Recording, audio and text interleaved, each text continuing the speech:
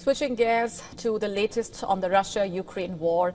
Russia claims to have struck the besieged Ukrainian troops holding down the line in the key city or in the key area of Donetsk. A fierce battle taking place for the city of Pokrovsk, in fact, which is called the gateway to Donetsk. The battle has been raging for months now, with Russia trying to capture the city in its campaign to control the entirety of Ukraine's Donetsk region. And if developments on the ground are any indication, Russia appears to be making gains. In the latest, the Russian Ministry of Defense has claimed that its forces have launched offensives against the Ukrainian forces from multiple regions in the direction of Pokrovsk.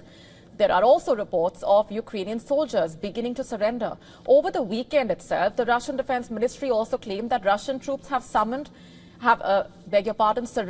Ukrainian personnel in the town, a claim that the Ukrainian side continues to vehemently deny at the same time. And despite the Russian claims, the Ukrainian Armed Forces Commander-in-Chief has said that although the situation was severe, Pokrovsk has not been surrounded or blockaded by the Russian forces. They say that Ukrainian troops continue to hold their positions and carry out comprehensive operations. And according to Ukraine's military, it had improved its positions in some districts. Kyiv has also raised the number of its assault troops in the area reportedly. The 7th Rapid Response Corps saying on Facebook, Pokrovsk has once again emerged as the flashpoint in the war, as capturing Pokrovsk would be the most important Russian territorial gain inside Ukraine since Russia took the ruined city of Avdiivka in early 2024 after one of the bloodiest battles of the war. And since then, Russia has been making steady and slow gains in intense fighting along the 1,000-kilometer front line, which is believed to have killed tens of thousands of soldiers on both sides. Kyiv says the costly fighting is largely stalemated and its territorial losses marginal. But Russia says it is still making important gains. Additionally, reports from battles in that area indicating that Russian forces are close to cutting off Ukrainian supply lines to Pokrovsk. Very significant. As for why Pokrovsk is so important, the clue is in its nickname, also called the gateway to Donetsk, like we just said. The city sits on a major supply corridor for the Ukrainian army, and its fall would not only be a symbolic victory for Russia, but a strategic one. Moscow has long vowed to capture the entire Donbas region, remember, which includes both Luhansk and Donetsk. Ukraine still controls about 10% of Donbas, around 5,000 square kilometers in western Donetsk. The battle for Pokrovsk coming as data showing Russia fired more missiles at Ukraine in overnight attacks in October than any other month since at least the start of 2023. Russia's army fired 270 missiles in October, up 46% on the previous month. As per data published by Ukraine's Air Force, it was the highest one-month tally since Ukraine started routinely publishing statistics at the beginning of 2023. The strikes, which have targeted Ukraine's fragile energy grid for the 4th winter running, have cut power to hundreds of thousands of people. On Sunday, the entire region of Donetsk was without power, as were nearly 58,000 people. In Zaporizhia, while Ukraine and its backers have described these attacks as a deliberate strategy to wear down Ukraine's civilian population, Russia has denied the charge. On to Iran, where a young woman, once a child bride, now faces execution. Her name is Goli Khokan. She's 25 and she has spent the last 7 years on death row in a prison in northern Iran. She was just 18 when she was arrested, accused of killing her husband, a man she was forced to marry as a child. And today her future is uncertain, to say the least. Her husband's family has agreed to spare her with a condition that she raised about 80,000 pounds before a December deadline. Her story has reignited outrage both inside and outside the country over the fate of child brides. This case has also laid bare a severe issue in the country. According to human rights organizations, Khokan's case is a symbol of the systemic discrimination that women there face. Khokan is from the Baluch community, one of Iran's most marginalized groups. She was married off to her cousin at the age of 12, became a mother a year later. According to rights groups, she endured years of abuse. When she once tried to escape, reportedly, her father sent her back. In the year 2018, after her husband began beating their 5-year-old son, a fight broke out that ended in his death. Kokan called the authorities herself but was arrested and later confessed under pressure without a lawyer present. Her confession, signed despite her being illiterate, sealed her fate. And now that's where things stand. Under Iranian law, in fact, a victim's family can pardon the accused in exchange for diya. That's blood money in simple terms. But for this girl, that amount of money is just impossible to raise. But if she fails, she will be executed by hanging. And her story is not an isolated one. Iran has executed more women in the past 2 years than at any time in the last 15. In 2024 alone, at least 31 women were executed, many for murder charges linked to abusive marriages. So far this year, that number is already at 30. Among them, Samira Sabzian Fard, executed last December for killing the man she was forced to marry at the age of 15. Fatemeh Salbehi, executed in 2015. She was 17 when arrested. All child brides, all executed.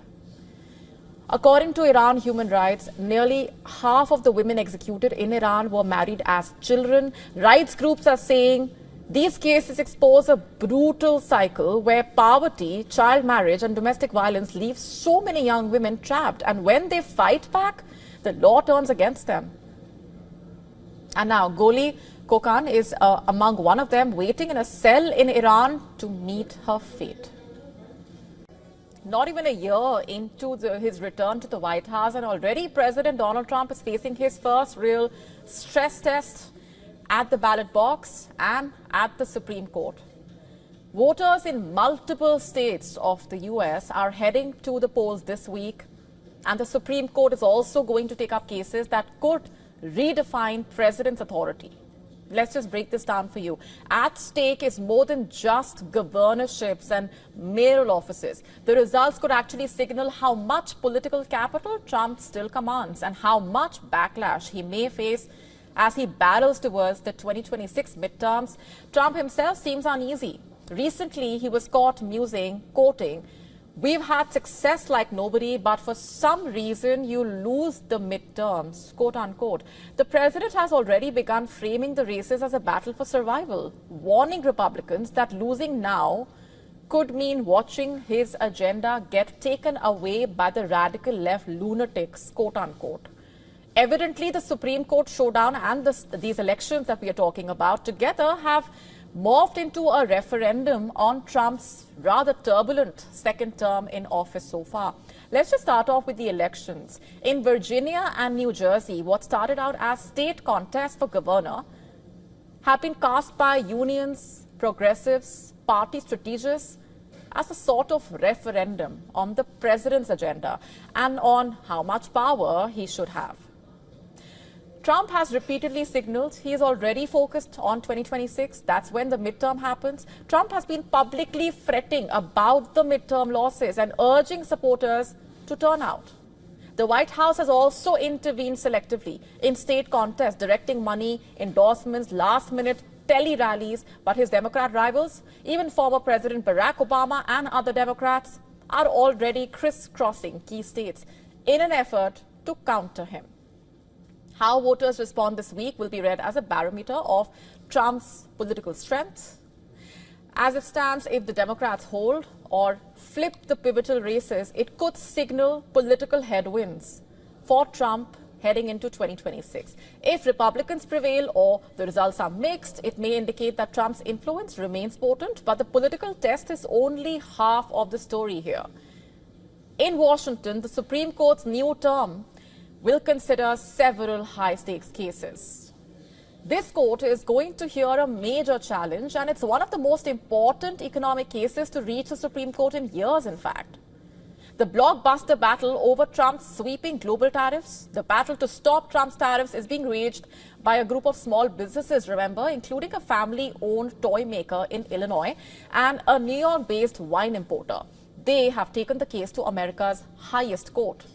Arguments have been scheduled for the 5th of November, just days from now, a case that tests whether the president can actually impose broad import taxes without explicit neo-congressional authority. And the outcome could reshape U.S. trade policy. So a lot at stake. Also the scope of Trump's economic power in a way. Then there is the case on Trump's bid to fire Democratic FTC member and overturn the 1935 precedent that allowed independent regulatory agencies. Trump's attempt to remove the Fed governor for alleged mortgage fraud is also up for hearing as she has sued to keep her job. Lastly, Trump's plan to limit automatic birthright citizenship to babies with a parent who is a U.S. citizen or green card holder will also be up. The case is raising fundamental questions about the 14th Amendment and who is counted as American. Naturally, Trump's legal team will be fighting to keep his power intact at the Supreme Court. In many ways, the Supreme Court cases and the elections part of the same struggle to define the boundaries of Trump's power and the future of American democracy itself in a way. The coming days will show whether Trump still commands the system or whether the system is ready to push back. And we will be getting you those updates very closely.